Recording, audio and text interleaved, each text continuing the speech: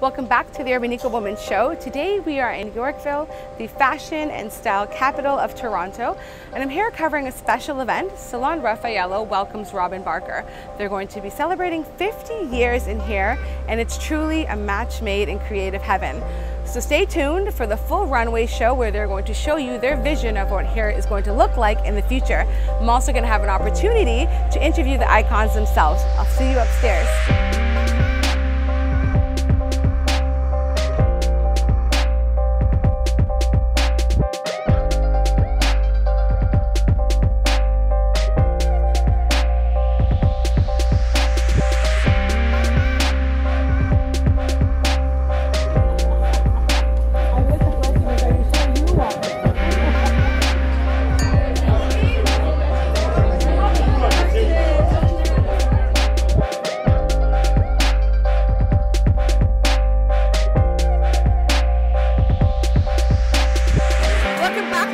Robin.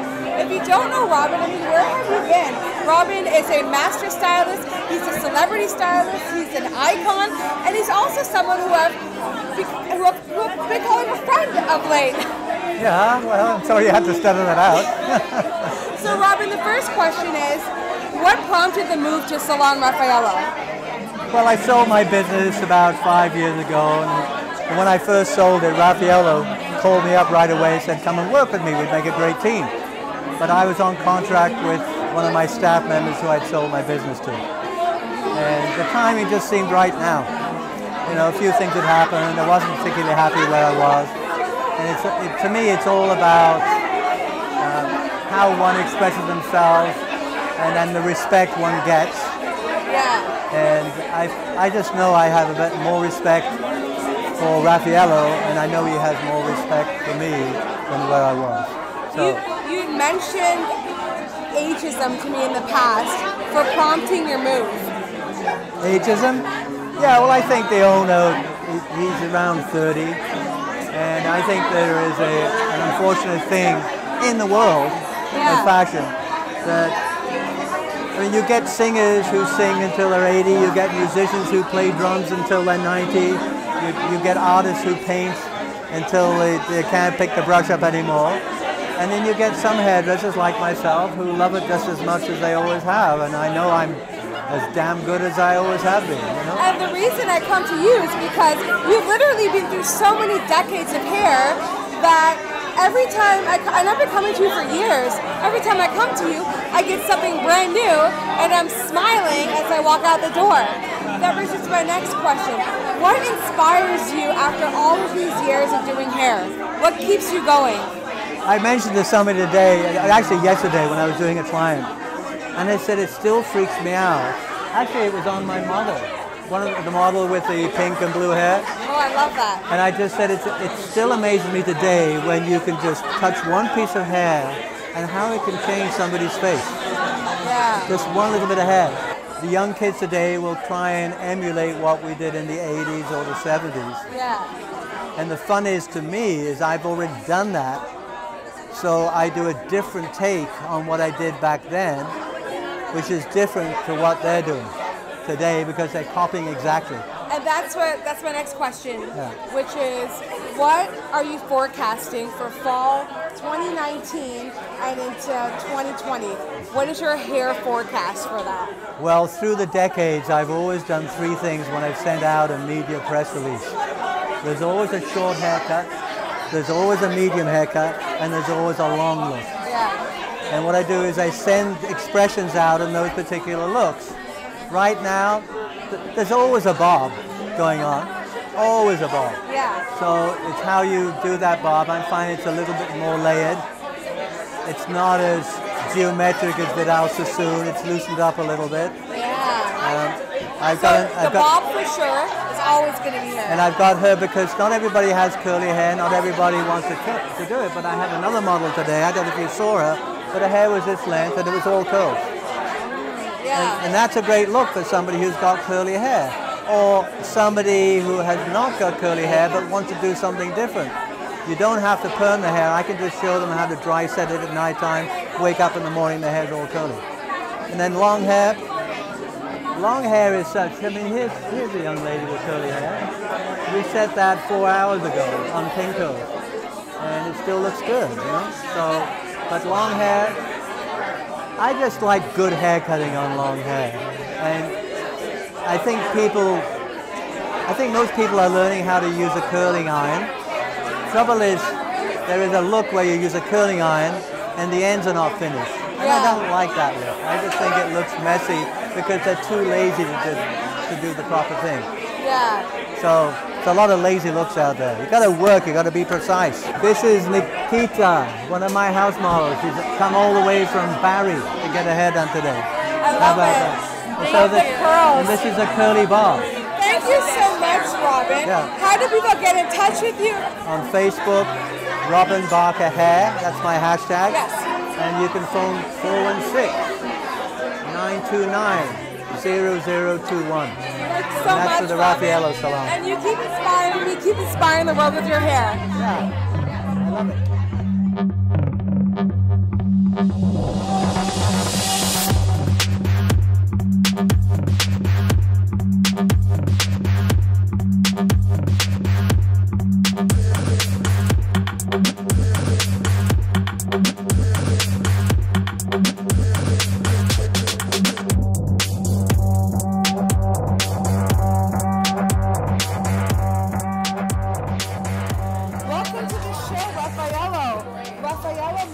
He is the founder of the Raffaello Salon.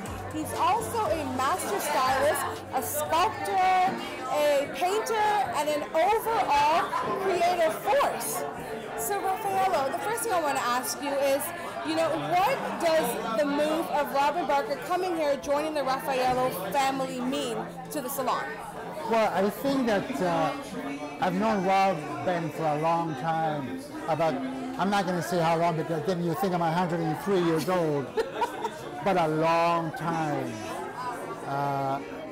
Since my first salon that I've ever opened, way back in '68. Wow. So then Robin opened after me. So I've known Robin for a long time because he's a talented guy. He does great work. So I've always known who he was. Yeah. Because I'm a salon owner. I'm a hairstylist. I'm a creative guy.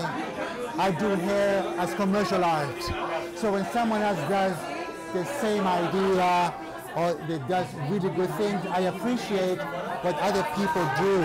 Yeah. Because I realize that what they do, it inspires me to do as good as, but my own way, to give it my own way of basically challenging me to do something and improve all the time. So the first time I met you, I was all set to talk about your hair ideology and what you see happening in hair trends, but then you kept referring back to, beauty being a state of mind. You kept talking about beauty really coming from within. So can you elaborate on that? So beauty is basically, it's a concept of our own mind. Mm-hmm. Once you accept yourself as a human being, that you are one and the only one that exists in this world, yes, and forever in yes, this world, then you have to realize and say, I can't change me, so I will love who I am, yes, as a real being. Therefore, beauty belongs to me. I make beauty. I make fashion. It's the freedom of your mind to say, I can do anything I want, and I still feel the power of beauty because I am a unique living being. That's so powerful. So my last question for you is, what do you foresee in hair for fall 2019, 2020 and beyond? What do you see happening in the world of hair? What's your vision? So it's really wide open. Fashion is wide open. It's what you want to do as a human being that creates the fashion. If you have something that is unique, that you do it for yourself, that is fashion for you. That's what fashion is. Fashion is not me seeing someone else wearing something. Fashion is you. Yes. You make the fashion. I love that. So so you could do anything you want, anywhere at all, and that's fashion. If you have the power to wear, whether it's clothes or whether it's length, because it's all about length. Yes. And it's all about fooling around with length and basically cultivating and embellish it on the length, whether it's up or down, sideways. It doesn't really matter. So, thank you so much for the interview today. And I want to know, how do people get in touch with you if they want to come see? Your hours are very limited here because you're very hard to get an appointment with. So if people do want to come out and see you, how do they get in touch with you? Well, just call this salon, this Raffaello Salon. We're on Google, we're on Instagram. The salon number is out there for you on our website. And we would love to see people that we can actually work with and see if we can make a better day for that particular person by infusing their own power of beauty, because nothing else matters except your own essence or what you think who you are is beautiful. Once you have that, you can do anything you want. There is no fashion, only you are the fashion. I love it. Thank you so much, Raffaello.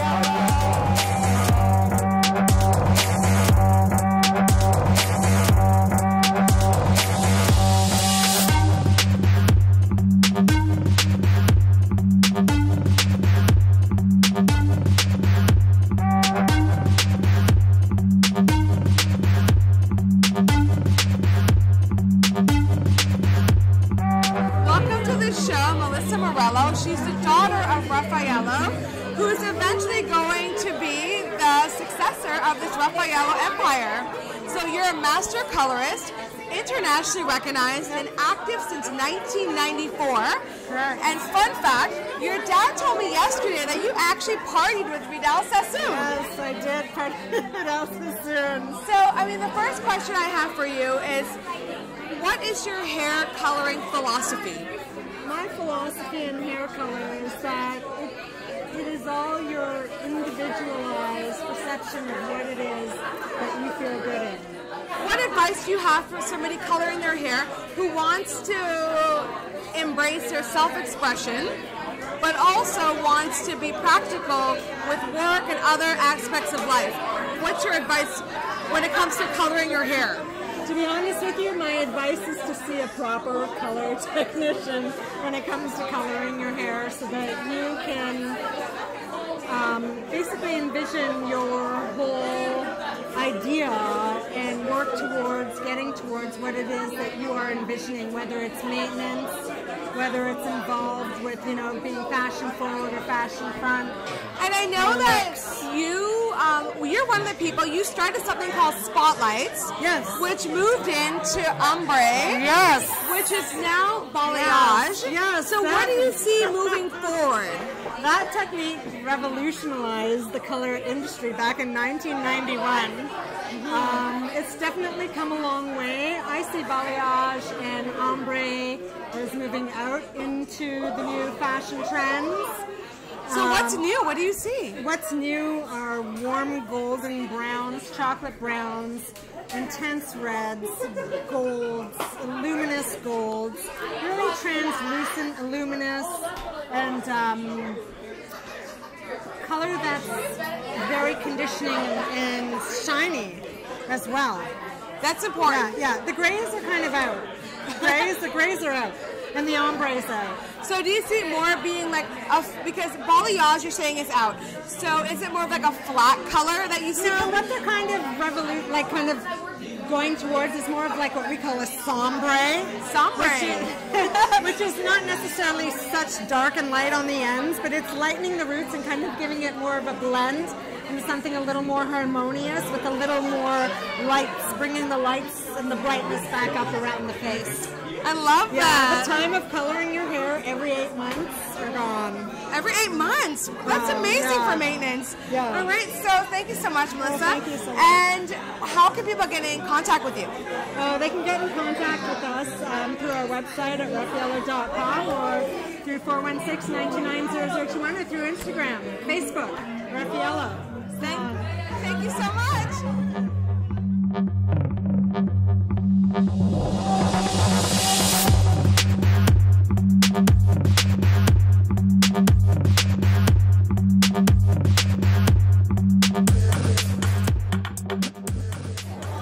So we're here with Chris Morello, who is the son of Raffaello, who will eventually inherit the Raffaello empire here in Yorkville. So you are a master stylist, you're also a celebrity stylist. and you're internationally published. So the first question I have for you is, do you see a unique hair culture here in Toronto? I see a culture that is very aware of what's going on worldwide. Because we're a media capital here in Toronto, Canada, we have a great sense of what's happening at such a quick space, at such a quick pace, I meant. And we're seeing a lot of multicultural influences, especially worldwide, and that translates to our population pushing on their own fashion limits. The thing with that is we have to keep it very lifestyle-oriented and profession-oriented. That means we're doing a lot of multifunctional hairstyles that we can play up and also wear in the workplace, and simple enough to be worn very naturally. So the focus is definitely coming from a lot of multimedia outlets, and like I said, Toronto's very aware of fashions, from the romantic Italian, European flair to the sophisticated French to the very sleek and defined South American looks coming out of Dubai and stuff like that. We're seeing a lot of huge Asian population, and all that translates to wearable everyday fashion that fits with their lifestyle. In Toronto, we have to do a lot of conservative high fashion hair, like I said, with multi-purpose. And what is conservative high fashion hair? Conservative high fashion hair is just the types of haircuts and the structures and the forms of the haircuts that we try and do that can be manipulated into other styles that are more fashion styles, fashion trends. It starts with a good haircut, a good foundation. Yes. And I totally agree. Yeah. A good haircut is one of the most important things. Yeah. And secondly, I want to ask you, what is your favorite era in hair? Oh, that's really tough. Really tough. One of my favorite eras, I guess we'll probably say late 40s to mid 50s. So probably the 50s. Just because one of my favorite lengths of hair is that Marilyn Monroe length bob. It's not too long, it's not too short, it can be curled, it can be blown into a sophisticated bob. And with the textures that hairstylists do right now, and the kinds of tricks that we can do and create, we can apply those techniques to basic concepts of form and shape, and that will allow those haircuts to be manipulated into whatever the stylist wants or whatever the client wants. So my favorite era is the 90s. I'm all about everything 90s. So, but how do you bring the 90s into current day? For me, it's probably knowing what is current at the moment in relation to fashion, runway trends, internet trends, and not doing them. Okay. What we try and do, or what I like to try and do, is use a little bit of that influence, give it a feel from the era that I want, and give it a little tweak with the trends that are current.